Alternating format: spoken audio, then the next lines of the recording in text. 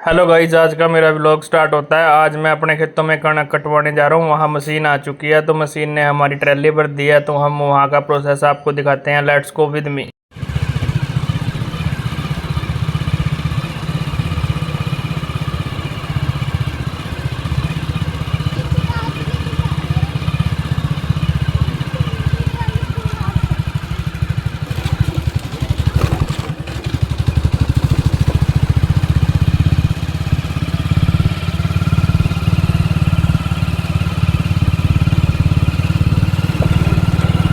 दोस्तों, आज हमारी गेहूं कट रही है। तो सबसे पहले मैंने क्या किया, फादर साहब का फ़ोन आया कि खेतों में आप चाय लेके आ जाओ।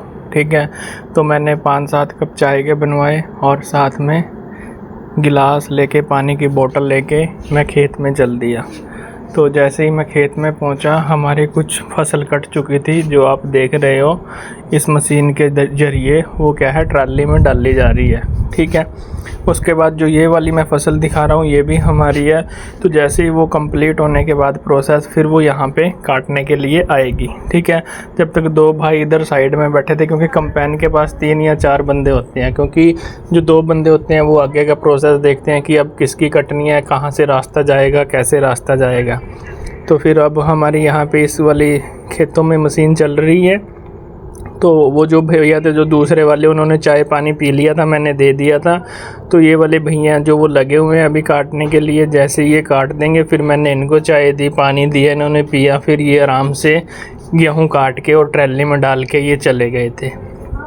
ठीक है, तो ये ऐसे गेहूं बड़ी कंबाइन के ज़रिए काटी जाती है, क्योंकि पहले जो लेबर के ज़रिए वो हैंड से काटी जाती थी, हैंड ऑन प्रैक्टिस होती थी, तो वो हाथों के ज़रिए काटी जाती थी और उसमें काफ़ी ज़्यादा समय लगता था।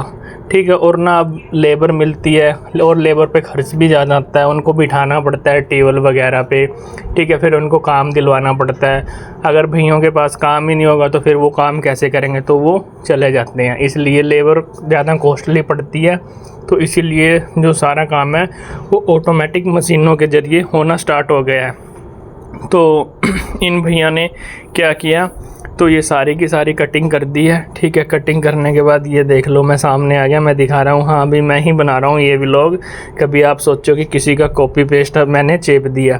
तो सारी की सारी यहाँ पे कटने के बाद तो फिर हमने ट्रैली में पल्ली बिछा दी और फिर वो सारी की सारी इस वाली ट्रैली में इन्होंने डाल दी।